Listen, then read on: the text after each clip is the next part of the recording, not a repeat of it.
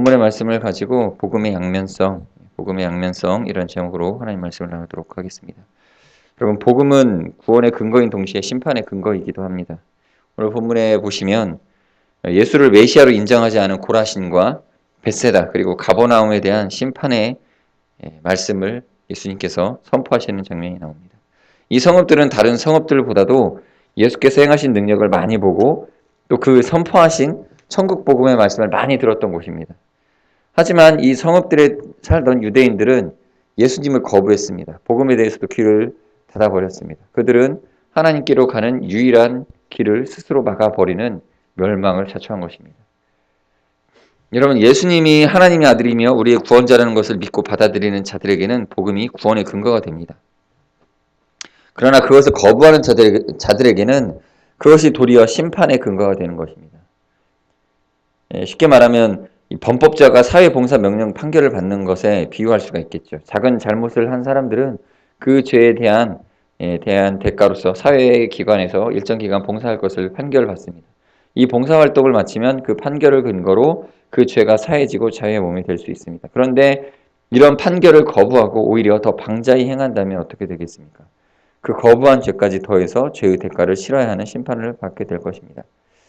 마찬가지로 이해할 수 있겠습니다. 하나님께서도 우리들의 죄로 당신에게 올 수 있는 유일한 길이신 예수님을 우리 허락해 주시고 이렇게 불쌍히 여겨 주셨습니다.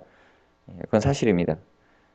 그러나 우리가 그 복음을 믿고 받아들이면 복음으로 말미암은 죄사함을 우리가 얻을 수 있지만 이 복음마저도 거부한다면, 그것을 받아들이지 않는다면 그 복음을 거부한 것이 또한 하나의 죄가 되어서 심판의 근거로 변화되는 것입니다.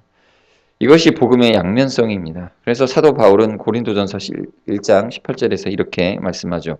십자가의 도가 멸망하는 자들에게는 미련한 것이요 구원을 얻는 우리에게는 하나님의 능력이다 선포하는 것입니다. 그러므로 성도 여러분, 우리의 삶의 중심에 예수님이 계시고 우리의 삶에 늘 복음에 합당한 생활을 이룸으로써 하나님의 능력이 나타나는 인생으로 우리를 만들어 가야 됩니다.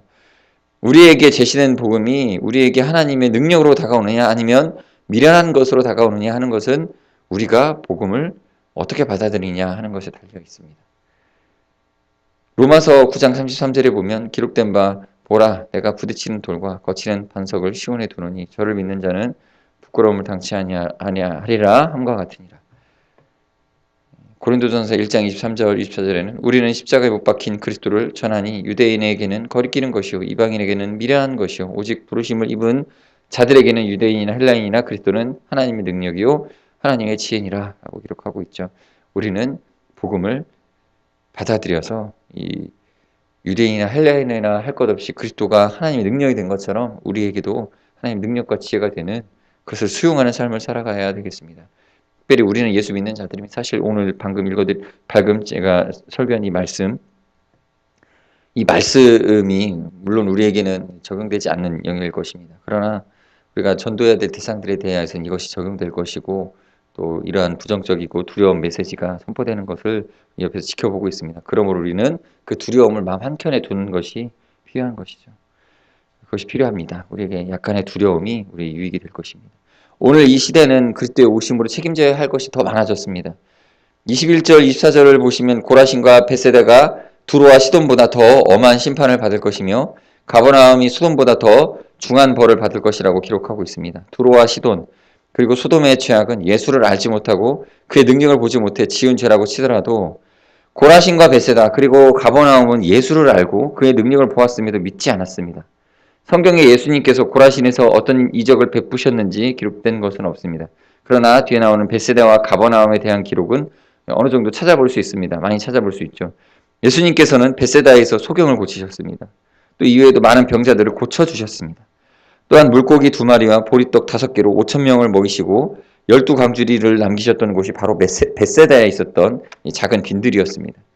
또 예수님께서는 가버나움에서 백부장의 종을 고쳐주셨고 왕의 신하의 아들을 고쳐주셨으며 또 베드로의 장모를 고쳐주셨습니다. 그리고 귀신 들린 자, 중풍병자, 각색 병자들을 고쳐주셨습니다. 이처럼 벳세다와 가버나움은 예수님의 많은 능력을 보고 그 고침과 회복의 은혜를 체험한 지역이었습니다. 따라서 이 고라신, 벳세다, 가버나움 여기에는 여기에서 믿지 않는 자들에게는 더 큰 심판이 있다는 것입니다. 예수의 능력이 그들의 마음을 움직이기에 충분했음에도 불구하고 그들의 완악한 마음이 열리지 않고 예수를 따라 의의 길을 행하지 않은 것에 대한 책임이 더 있다는 것을 지적하고 있는 말씀이 오늘 24절까지의 말씀입니다. 이처럼 예수가 오신 후에 그의 복음을 들은 성도들에게는 그 이전의 성도들보다 더 많은 책임이 있습니다. 구약시대의 성도들은 복음을 알지 못했고 온전한 의를 향해 갈 수 있는 모든 길이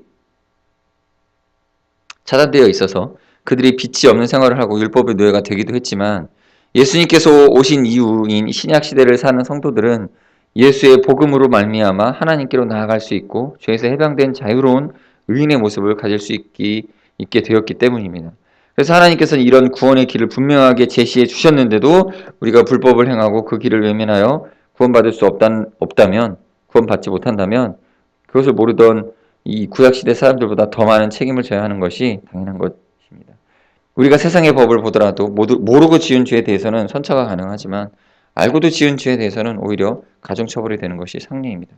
따라서 우리가 하나님의 심판을 받을 때에도 예수의 복음과 하나님의 아들 되심, 그리고 그의 능력 행하심, 그리고 죄의 사하심 등을 알고도 예수를 믿지 않으면 예수를 모르는 사람들보다 더 큰 심판을 받게 될 것입니다. 예수님께서도 누가복음 12장 48절에서 알지 못하고 맞을 일을 행한 종은 적게 맞으리라.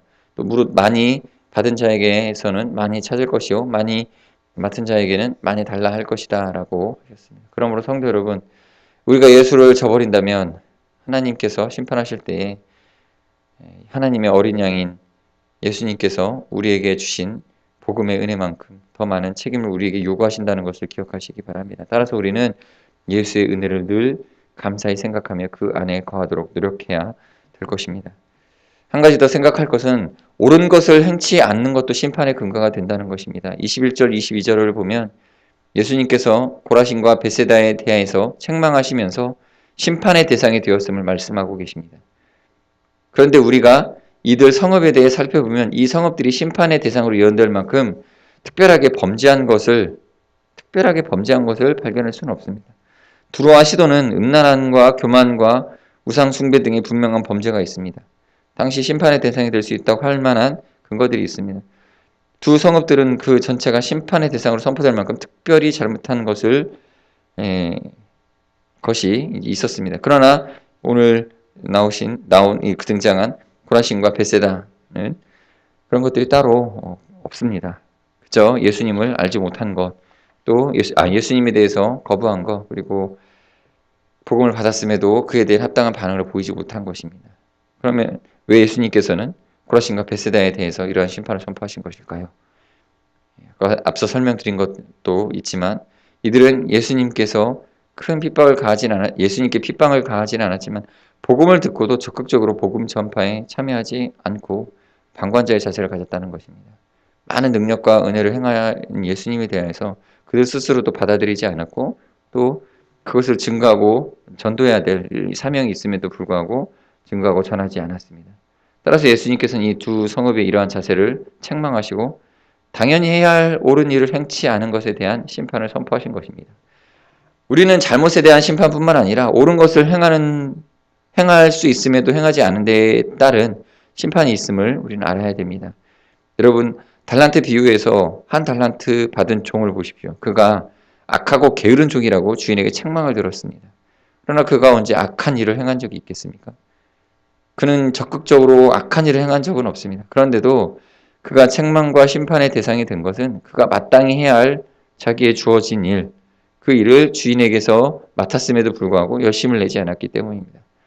따라서 만일 우리가 마땅히 해야 할 옳은 일에 대해 모른 척하거나 알고도 행치 않는다면 우리가 바로 오늘날의 한 달란트 받은 종이 되어서 책망과 심판을 받게 될 것입니다. 그러므로 우리는 그리스도인으로서 우리가 행해야 할 옳은 일에 대해서 게으르지 말아야 되겠습니다. 복음을 들고 나아가기에 부끄러워하지 말고 또한 우리의 주위에서 도움을 필요로 하는 이웃들에게 선한 사마리아인으로서 마땅히 해야 될 일들을 우리는 해야 됩니다. 그래서 사도 바울은 디모데 후서 2장 15절에 네가 진리의 말씀을 옳게 분별하며 부끄러울 것이 없는 일꾼으로 인정된 자로 자신을 하나님 앞에 드리기를 힘쓰라고 하였습니다. 이처럼 우리가 세상의 그리스도인의 향기를 풍기는 모습을 가질 때에 하나님께서 우리의 옳은 길을 인정하시고 당신의 심판의 때에 칭찬해 주실 것입니다. 끝으로 이제 21절의 말씀을 보시면 두로와 시돈이라는 도시가 나옵니다. 이 두 도시는 팔레스타인의 북부 지중해 연안 항구 도시로서 솔로몬 성전을 건축할 때 필요한 건축 자재들을 솔로몬이 그곳에서 받았을 만큼 번성한 도시였습니다. 고대 도시죠, 고대 도시. 이 도시들을 예를 들어서 지금 이 나머지 세 도시에 대한 심판을 예언하였는데 이 두로와 시도는 무역과 항해로 대단히 잘 알려져 있었으며 당시에도 이 도시들은 대단한 부와 향락을 누렸던 도시였습니다.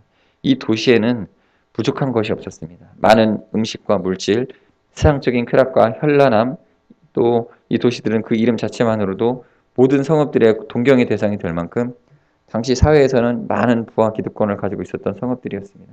그러나 이 두 성읍들은 풍요로운 생활 속에서도 하나님을 섬기기 좋은 여건을 가지고 있었음에도 하나님의 심판의 대상이 되었습니다. 왜 그랬을까요? 그것은 바로 그들이 세상에서 얻은 많은 풍요와 기득권을 하나님 대신 선택하고 하나님을 의지하지 않아도 살 수 있다는 불신앙 속으로 빠져들었기 때문입니다. 이처럼 우리가 세상에서 얻은 많은 기득권들은 때로는 우리를 하나님 앞으로 나아가지 못하게 만드는 장애물이 되기도 합니다. 예수님 당시에도 이런 사람들이 있었습니다. 부자 청년이 바로 그런 사람입니다. 이 부자 청년은 예수의 제자로 부르심을 받았지만 큰 부자였기 때문에 그 많은 재산을 포기할 수가 없었습니다. 그래서 마가복음 10장 22절에 보면 그 사람은 재물이 많은 고로 이 말씀을 인하여 슬픈 기색을 띠고 근심하며 가니라 라고 기록하였습니다. 이렇게 세상의 기득권은 예수의 부름을 거부할 만큼 우리에게는 큰 유혹인 것입니다. 그래서 우리 주위에도 내가 운영하는 사업체를 말씀대로 운영할 수가 없어서 나의 직업이 또 주일에도 일을 하는 직종이기에 교회 가면 부하 직원이 장로라는 위치에 있어서 자존심이 상해서 상사가 타 종교를 갖고 있기에 등의 이유로 자기의 기득권을 포기하지 못해서 하나님 앞에 나오지 못하는 사람들이 많습니다. 그러므로 우리는 하나님 앞에 나올 때는 우리가 세상에서 얻은 것을 생각해서는 안 됩니다. 세상의 기득권을 가지고는 하나님 앞에 바로 설 수 없습니다. 미국의 대통령이었던 지미 카터가 대통령이 된 후에도 주일학교 교사를 계속했다는 일화는 우리가 하나님 앞에 나올 때 어떤 모습을 가져야 하는지를 잘 보여줍니다. 만일 그가 대통령이라는 신분을 먼저 생각했다면 그 역시 하나님 앞에 나오기가 매우 어려웠을 것입니다. 그렇습니다. 우리가 하나님께 나올 때는 사장이나 부자나 국회의원이 아니라 또는 어떤 기득권자가 아니라 죄인될 모습으로 나와야 됩니다. 그러므로 성도 여러분, 우리가 하나님 앞에 나올 때는 세상에서 얻은 지위나 권력, 물질 같은 기득권의 포장을 버리고 주님 앞에 나오셔야 되겠습니다. 그럴 때에 비로소 우리는 진정한 우리 자신의 모습을 하나님 앞에서 드림으로써 참 기쁨과 은혜를 맛보게 될 것입니다. 빌립보서 3장 7절에는 사도 바울의 이런 고백이 있습니다. 그러나 무엇이든지 내게 유익한 것을 내가 그리스도를 위하여 다 해로 여길 뿐더러 표현을 하고 있습니다. 또한 예수님은 누가복음에서 손에 쟁기를 잡고 뒤를 돌아보는 자는 하나님 나라에 합당하지 아니하니라 라고 말씀하고 계십니다. 오늘도 하루를 살아갈 때 이제 예배하고 기도하는 시간입니다. 또 기도로서 하나님 앞에 나아갈 때 이런 것들을 내려놓고 정말 내가 하나님께 무엇이 필요한지, 내게는 아무것도 없는데 하나님 오늘은 나에게 무엇을 주셔야 되는지 그것을 생각하시면서 기도하며 나가면 좋을 것 같습니다. 지금 같이 잠시 기도하는 시간 갖도록 하겠습니다. 하나님, 나에게 주신 은혜, 오늘 말씀에 내게 주신 깨닫게 하신 은혜들이 있습니다. 하나님, 나의 기도를 응답해 주시고 하나님, 오늘도 주님 앞에 나아가는 거룩한 삶, 성도의 삶 살아갈 수 있게 해주시옵소서. 같이 잠시 기도하는 시간 갖도록 하겠습니다. 기도하시겠습니다.